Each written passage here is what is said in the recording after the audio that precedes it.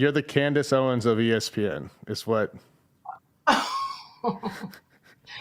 what? Where did you read that? I forget where I read it, but it made me laugh. Wow.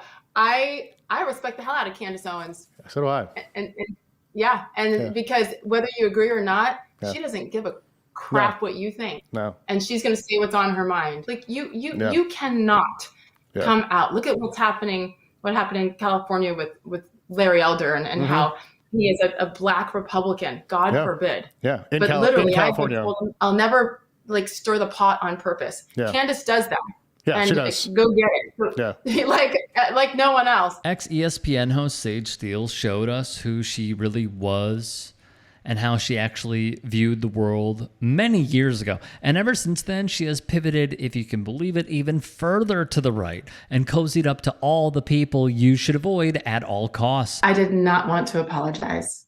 I fought and I begged and I screamed.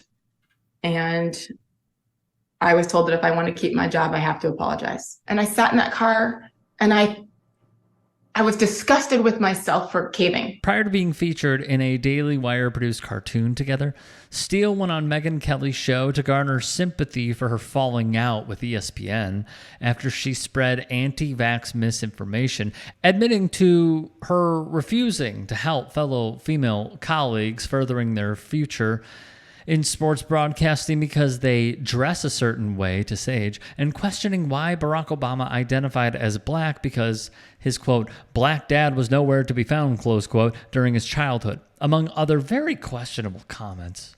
Steele now hosts her own podcast and has quickly turned into a vital asset for Donald Trump and the Republicans to broaden their reach. I think we all know what happened in 2020. People don't want to admit it. Oh, we can admit it. Yeah, it's just, are you an election denier? No.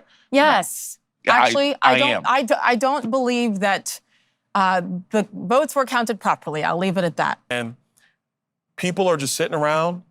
Absentee ballots are going out ad nauseum. No requests, no checks. Whether it be through misinformation-riddled conversations with sitting MAGA Congressman Byron Donalds and Wesley Hunt, or through MAGA sports figures like Dana White, Steele has found a new home in the right-wing media ecosystem because she's willing to platform the talking points and policies Donald Trump is pushing. What's Joe Rogan's dream? What's Joe Rogan's dream? Joe Rogan, Dana White. What's Dana White's dream? Did you just think I was Joe Rogan? I totally did. She just called me Joe Rogan. You thought I was Joe Rogan? Yeah, I thought you were Joe Rogan. I was bald before Joe was ever bald. Okay? I know. Just did a 2-hour podcast. I flew here from Vegas, and she thought she was interviewing Joe Rogan. Jesus.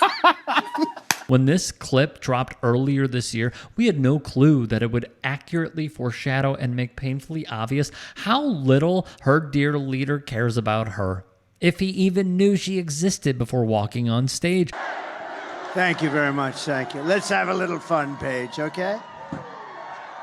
Here we go. And if this is how he treats a supposedly valuable member of the Women for Trump movement and the right-wing media ecosystem, you can only imagine how little he cares for the rest of his voter base. She didn't even try to correct him because she knew how much that would eat at his fragile ego, as well as the attack ads the Harris campaign could have cut from a public correction. The one thing they said that was great, we've watched this guy for 20 years. The one thing we know is that he's got no cognitive problem.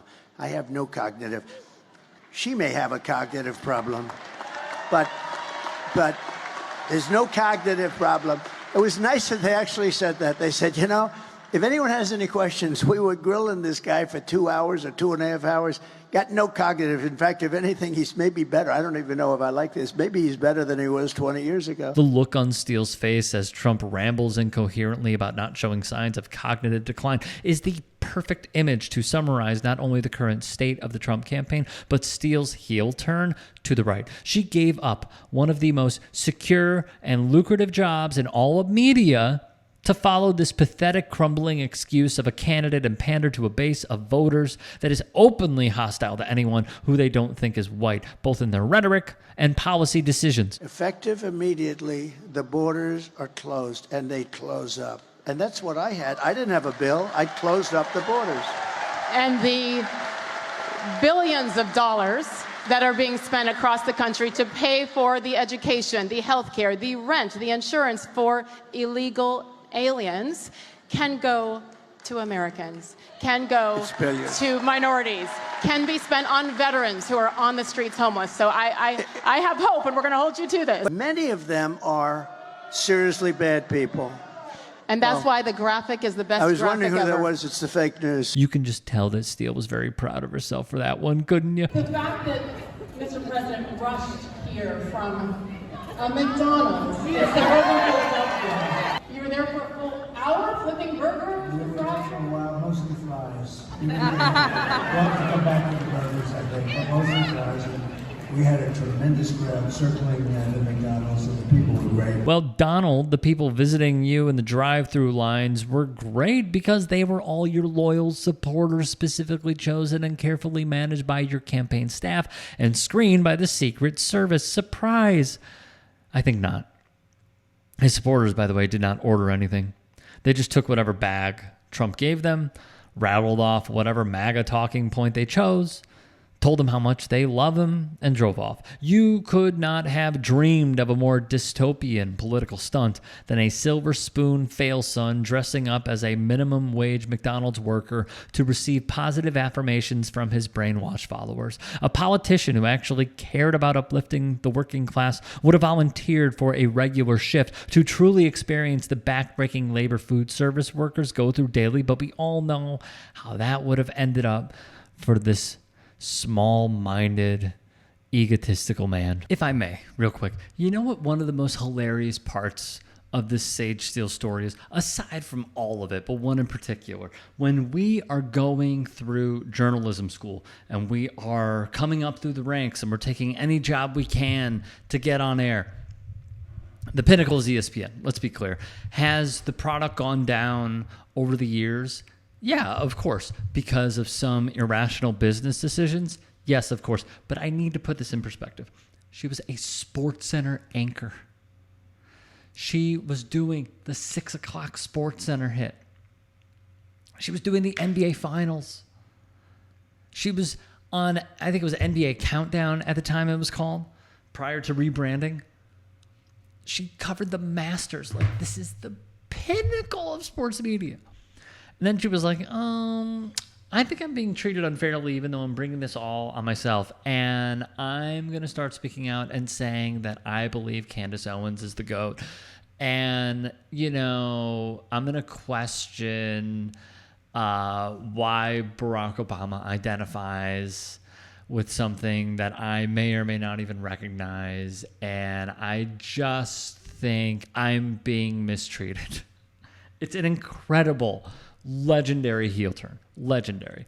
And it also goes to show you, when the summer protests were happening, why reportedly the likes of Elle Duncan, Michael Eaves, and others did not want her on set in different programs that they were a part of when it came to the Black Lives Matter movement. It is no shock. It is no surprise at all. They clearly knew things, as did Carrie Champion, who spoke on Sage's legacy, as did Jamil Hill. These were people who were in the same building as her, and they saw and knew firsthand just the kind of person she was.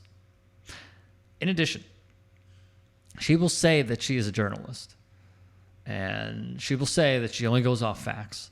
That McDonald's line is hilarious. Because just like Michelle Tafoya, I question your credentials when you're duped this easily. If you can and are willing, please become a paid member here at TYT Sports. And or go to tyt.com/join. In addition, you can follow me on Twitter, Instagram, and TikTok. Appreciate it. Have a great day.